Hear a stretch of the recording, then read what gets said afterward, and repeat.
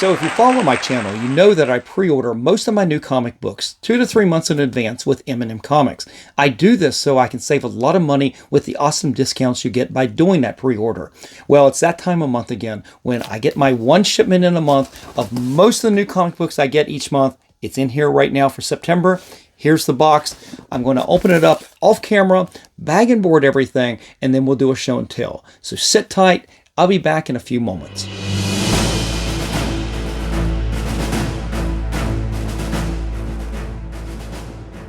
Welcome back, comic book fans. It's Rusty again with Collector Auctions. And as you can see, we have another episode where I started off in Maryland, thought I was going to have enough time before I came down for the weekend for my class reunion to get the show in, but I did run out of time. So after I bagged and boarded all the comics, I decided, you know what? Let's just bring those with me too.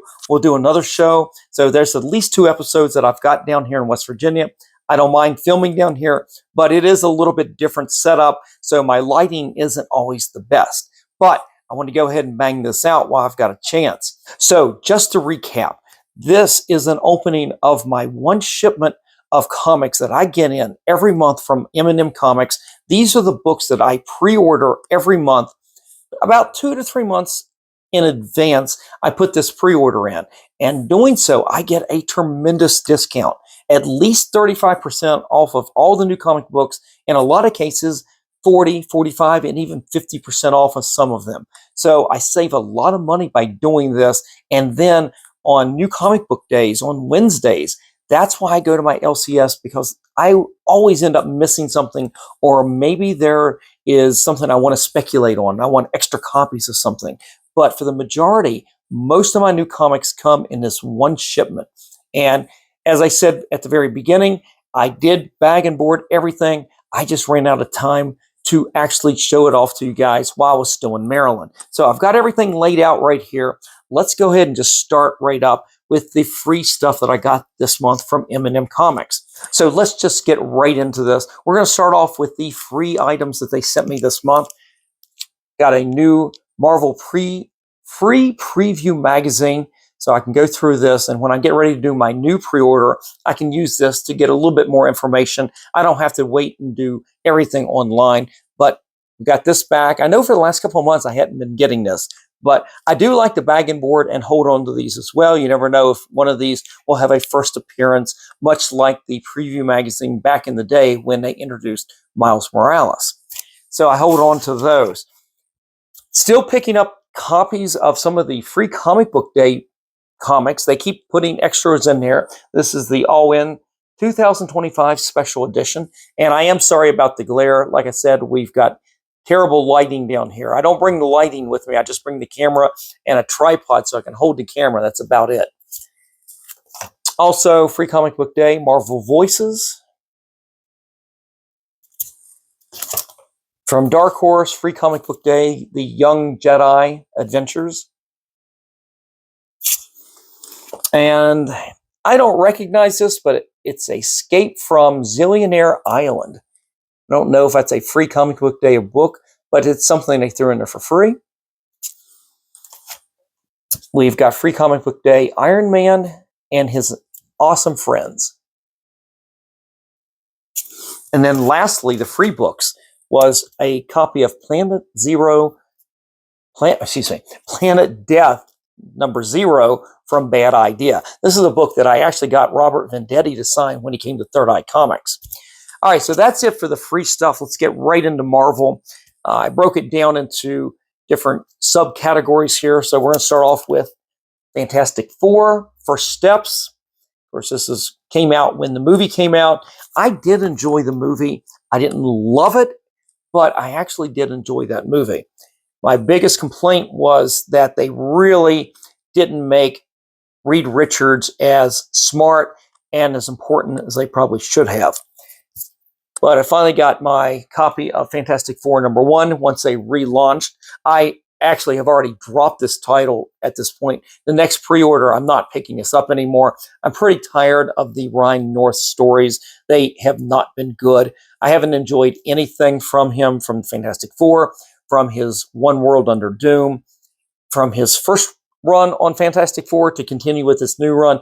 Nothing And especially in this issue, when they do the thing where they have to use and say that Sue Storm is the leader of the Fantastic Four, and it's too much in your face that we're going to make her the most important character. She was always an important character, but we know that Reed leads the Fantastic Four, and everybody brings strength to that team.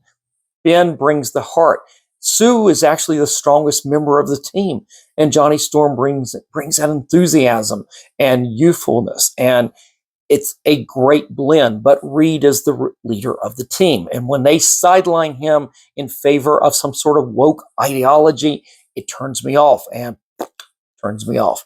Not picking this book up anymore, other than variant covers, because I did pick up the variant cover with this beautiful Alex Ross illustration. Oh my God, that painting is marvelous. That is fantastic.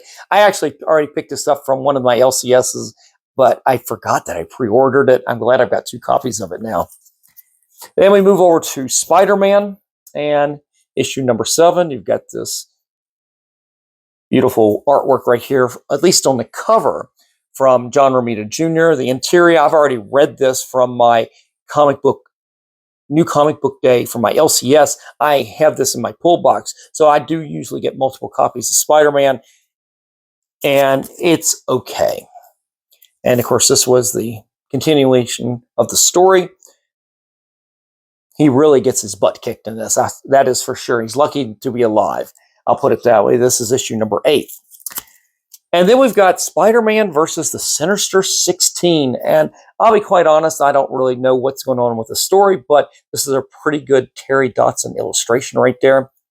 He's been doing a lot of these covers for these team-ups right here. So some of these weird team-ups like Volstagg and Captain America. It's a kind of an odd pairing, right? But it's an interesting illustration from Terry Dodson. And that's what we've got right there. Now, over to the Ultimate titles. I do continue with Ultimate Spider-Man, but talk about a book that started off so hot and just has not gone anywhere.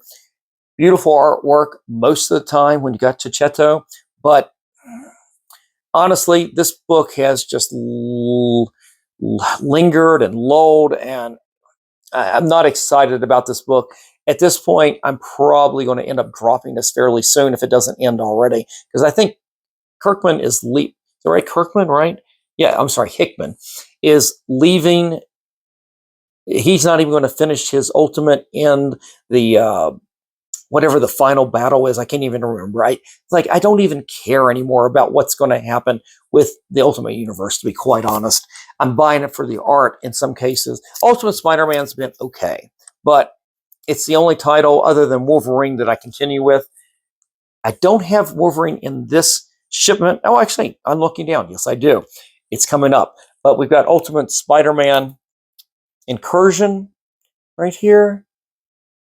But the main one I wanted to get was the variant to issue number 2 right there. This is the Sanford Green cover. I wanted to make sure I picked that up, just in case I see Sanford Green again, to have him sign that.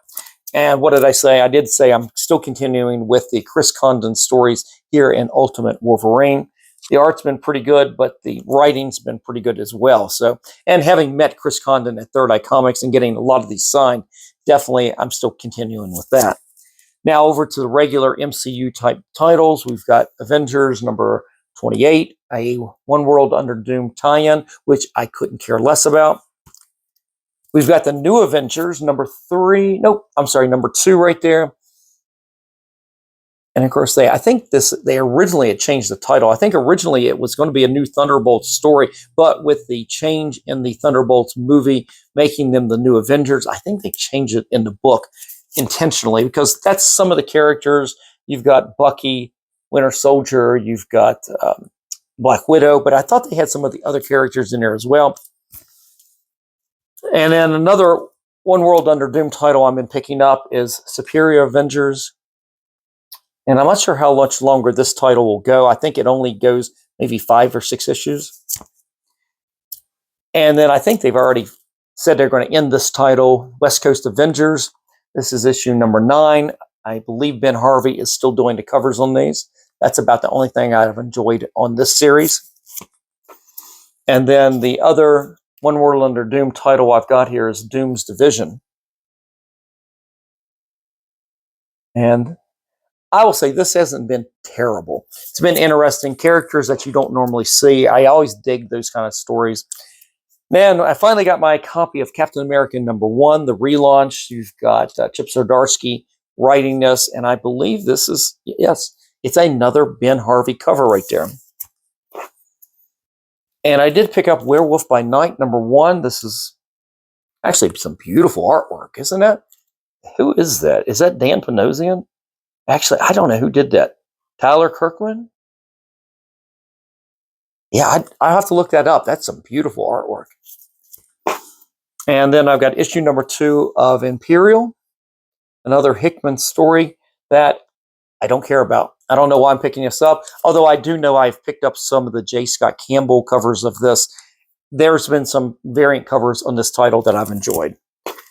And then here we've got Marvel Zero. I don't know if this was a free title. To be honest, I ordered some of these things. Well, I ordered all of these 3 months ago. I don't remember what it said about this book right here. So I'll have to open it up and kind of give this a read. And then we've got Bring On the Bad Guys Loki. And I know I picked this up, or at least the variant covers, because I've gotten Todd Knock to do he signed one of the variant covers that he did for this book. I know that. As well as the Green Goblin. I think I had Knock sign that one as well. This, of course, is this Del Otto doing the covers on these? Some beautiful artwork right there. Or is that Bermejo? Bermejo usually does the Spider-Man with the web shooters on the outside. And then I've got issue #2 of The World to Come, the Black Panther storyline right here. Some beautiful artwork, as well as some great writing. You've got Quesada, you've got Christopher Priest doing this. It's not too bad. And I'm a sucker for the swimsuit issues, and you've got an Adam Hughes cover right there. I know that this is Luke Cage and Carol Danvers. That's Steve Rogers. Is this the Black Widow? Or the Wasp? I think it's the Black Widow. I'm not sure.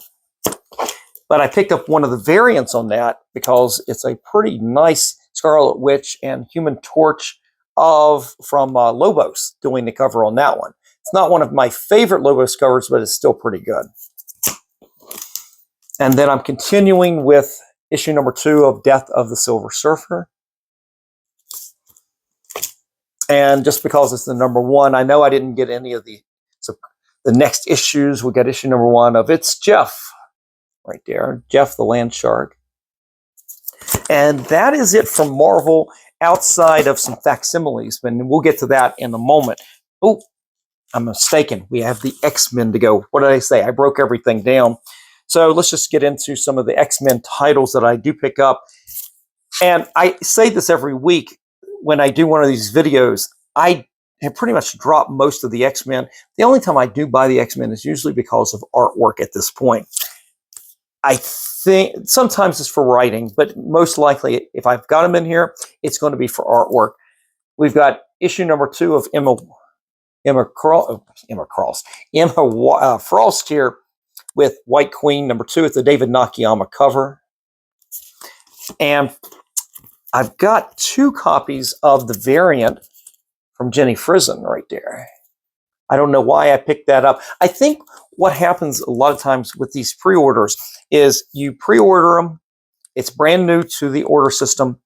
I order them. And then the following month, the next month's order, there's a lot of books you can still order if you missed it a month prior. And I have a feeling, because I've got a couple duplicates in this whole batch, that I did that, and that was one of them. And trust me, I don't mind having a couple of these. These are pretty hot Jenny Frison illustrations, so I don't mind having a couple of those. She will be back at Heroes Con in 2026. I think she's the feature artist. They pushed the posters for 2026 using some of her artwork. So she's definitely going to be the feature artist and the first one that's technically signed up for 2026.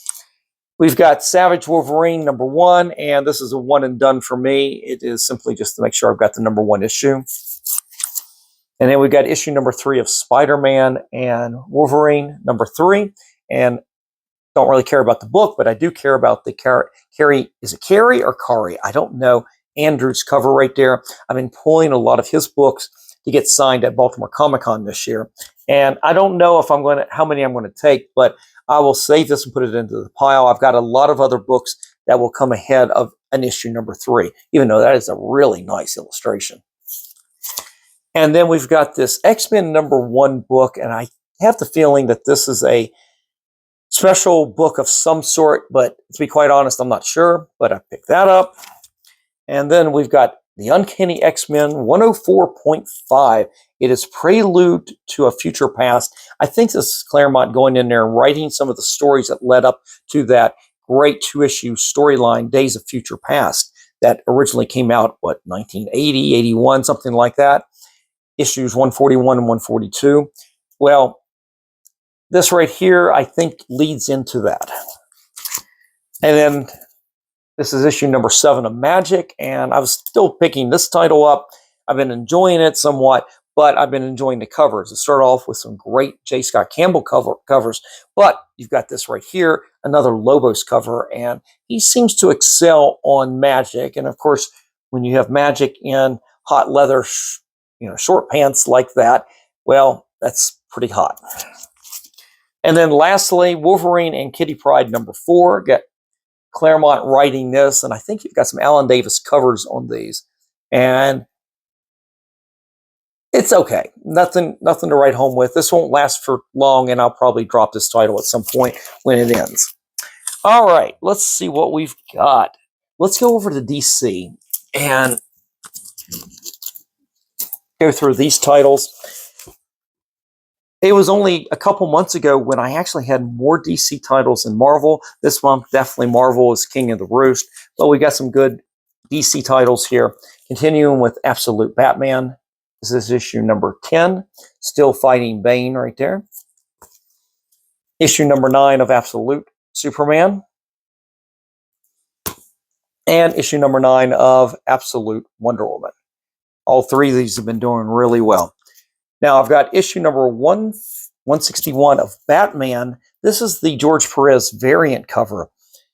And normally when I do this, and this is part of that Hush storyline, Hush #2 storyline, I'm surprised I didn't get the regular cover. I usually would have gotten that. But this, for whatever reason, I just got the variant. That's a beautiful George Perez Batman. This is probably one, they've been doing a lot of these type of George Perez covers with all the JLA members, and this is by far my favorite one. And speaking of great covers, and this is the only reason I picked this up, World's Finest number 41.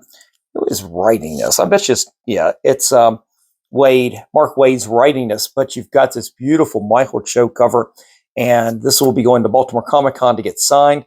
My question is, and I do this with all the Michael Cho covers, I wonder where he's going to sign. My guess, he's either going to do it in silver or white, do it down here, or he's going to do it in this spot right there. We'll have to find out in just about a month. And another Mark Waid storyline is Batman and Robin Year 1. You've got Chris Samney doing the artwork, very similar to a Michael Cho in their kind of Alex Toth type of artwork. And then another Batman and Robin title that I'm enjoying, but mostly because of the writing, from Philip Kennedy Johnson. This is issue number 23. And the unsung hero of the Batman titles that I do pick up has been Detective Comics, and this is issue 1099 right there. And it's just very under the radar. I've actually enjoyed this one probably more than all the others except for Batman and Robin by Philip Kennedy Johnson. Then we've got another Jeff Loeb book that he's writing. You've got the Long Halloween. This is the last Halloween. This is issue number 8 right there. And yes, you've got some other artists on the inside, but they continue with the Tim Sale covers. He must have done a lot of artwork that they can pull from. I don't know if he had been, before he passed away, if Tim Sale had been starting on this book and had illustrations ready to go. I don't know, but they seem to be pulling out beautiful artwork that Tim Sale had available. And you got this Solomon Grundy cover right here. It's really nice. And then over to the Superman titles. I am continuing right now reading Superman. And we've got Superman facing off against the Legion of Darkseid. So I'm enjoying this. Joshua Williamson got me hooked. When he came to Third Eye, I decided to start reading some of his books. And then Supergirl, I don't really follow his title, but I've been picking up, usually I'll pick up these art germ covers. They've been really nice. Not every one of them speaks to me, but I like this one. And Jeremy Adams has been killing it in all the titles. I hear so many great things about him. It's why I stopped and started picking up Aquaman he's writing. And I've enjoyed this title. This is a fun read. Honestly, DC has been killing it across the board. Not everything's great, but they've got better titles across the board than Marvel does at this point. Yes, I do get more Marvel titles. I enjoy those characters more, but the stories have been so much better at DC these days. That's why I continue with this. New Gods, which one is it? Number 8. I want to say that they're going to end this probably by issue 12. I'm not sure about that, but I'm continuing with New Gods. And issue number 5 of the Secret Six. This current run, I have not enjoyed at all. I do this out of nostalgia because at one point, back in the early 2000s, when we had Villains United, and then eventually that led into the Secret Six at the time, I enjoyed that title immensely. And this still has some of the characters I really like, but I haven't really been enjoying this title. I think it ends at issue number 6. And then I wouldn't have normally picked up Gotham City Sirens. This is Unfit for Orbit. It's all 5 issues, but I only bought it because Gilliam March did these beautiful covers. And I'm not really a fan necessarily, but these covers were fantastic. Issue number 1, Catwoman, and they're connecting. All 5 of them connect. Issue number 2, you've got Harley Quinn right there. The coloring's fantastic. And then you've got the Sparrow right there. Followed up by Poison Ivy. And then issue number 5, you've got a kind of a photo of the 3 girls right there. And that looks just absolutely some beautiful artwork. I've never met Gilliam March, but this would be probably the one thing I would get signed if I ever got to have that opportunity. All right, so that was it. That's it for DC. I'm looking. I've got one facsimile we'll get to, so not a big showing from DC this month. So let's go to the independents. One of the best books out there. Basically, I've got three books right now that I've been picking up, 2 of which I have in this order that are probably the best books month over month, in and out. Every month has been Conan the Barbarian from Titan Comics, Jim Zub, and this is issue, which one is this? Issue number 22, and you've got Dan Panosian doing the artwork on the covers right now, on some of the covers. They do a lot of variants, and I don't pick up a lot of the different variants unless it's an artist I think I might be able to get signed, but I do pick up the Dan Panosians. He did sign some of those that Jim Zub had signed for me. When I met Dan Panosian at HeroesCon, he signed several of those covers. G.I. Joe is another one of those top 3 titles for me right now. And again, Joshua Williamson, when they launched this title from Image, Joshua Williamson came in to do the signing. And I've been continuing with this story right here, and I'm enjoying that. Now, the third one I would say is Usagi Yojimbo. Those are my top 3 books. These 2 and Usagi Yojimbo. I don't have any Usagi this month. It's a little bit hit and miss coming in and out with those books right now. But if I had to recommend anything out of today, even what's left here in this title, most of these are going to be about the art. But these books right here are about the art and the writing. So they're much better books. And I think you all would enjoy that. So if I have to recommend anything, those are the 3 books I would recommend. We've got from Image, we've got Witchblade number 12. And I only did this because of this beautiful art germ cover. As well as from Image, Ghost Pepper number 1. Another art germ right there. I think I actually picked this up at the LCS. It was so good. And here's a case where I did buy 2 copies, and I must have ordered it when I had a chance the next month as well, like I did with that that Emma Frost book, Battle Beast number 3, but that is a beautiful David Nakayama cover.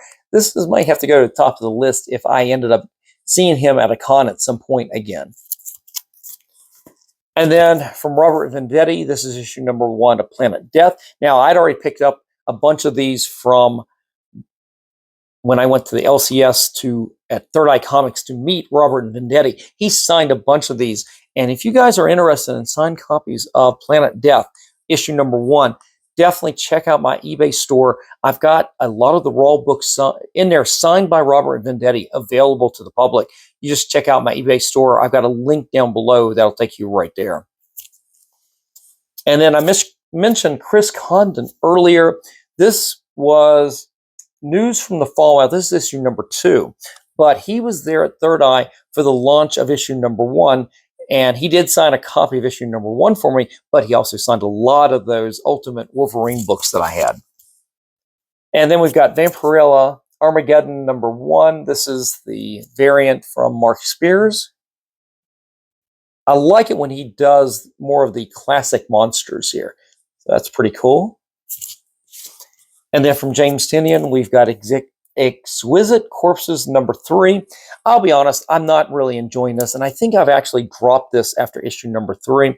I do have some issue number 1s that Jenny Frison did the cover, and she actually signed for me that I will be bringing to Third Eye when James Tynion returns during the month. I'll have him sign those as well. But I'm stopping at this issue. I'm not really enjoying this as much as I thought I might. And speaking of another artist going to Baltimore Comic Con is Jay Lee, and this is issue number 1 of This Ends Tonight. So I'm definitely taking that to get signed. We're actually starting with a small pile of Jay Lee books over the last couple episodes that will be going to the con. In fact, I really need to get off my butt and get my books collected. And then we've got Beneath the Trees, Where Nobody Sees, Rite of Spring. This is issue number 1 right there. I kind of missed the boat on the original series, but I've been picking up a few of the issue number 2 series right here. I think I actually picked this up from the LCS when it came out as well. Then we got Post Malone's Big Rig number 1, and I think the artist, I'm not even sure, it wasn't Post Malone, but I think the artist on this came to Third Eye. I missed that signing completely. He didn't bother me a bit, though. And then lastly, guys, from Image Comics, The Unchosen, and sometimes I will just pick up some number 1s from the book. I don't know much about this, but it doesn't hurt to pick up a number 1 issue. Sometimes these things just take off, and at least you've got a copy of it. It doesn't cost you, hey, I'm saving 35% at least on a book like this, maybe even 50%, who knows? So it's not that big of an investment. But if you missed it and all of a sudden this became a hot title, that's why I pick up these number 1s in a pre-order like this when I can. It does save a lot of money. But guys, I'm looking here. Oh, you're right. Thank you for reminding me. There was the one thing left was the facsimiles for the month. All right, so we got 2 Fantastic Four books. We got issue number 7 right there. Not a key book really, but just an early FF, kind of a cool storyline. But this one's definitely a key. You got issue number 50 there, facsimile. People always dug the brown cover on this, but we finished up the Galactus storyline, and then we get Johnny off to college in this, and he meets Wyatt Wingfoot, definitely one of my favorite characters, especially when he ended up going over to the She-Hulk title when John Byrne was working on the title. And then we've got one of my favorite X-Men titles of all time, X-Men 137. This is the end of the Dark Phoenix saga, and it ends dramatically and just absolute goodness from Chris Claremont and John Byrne. And so I picked up another facsimile. I believe this is the second time they've done a facsimile of this book, because I had some earlier a few years ago that I actually thought about getting graded, but I pulled back on that because the market was getting flooded with a lot of graded books, and these facsimiles were starting to lose value. So I decided to stop getting a lot of these graded. I just like to keep them in my PC, though. And then finally, it is Batman number 655. I believe this is the first full appearance of Damian Wayne. This is not the original cover, of course. This is the toy Superpowers version of Damian Wayne. And I decided to get that mostly because of the cover. I've already got the book. I think I've got the book signed by Andy Kubert as well. But this book right here just came out, and I thought that was a cool.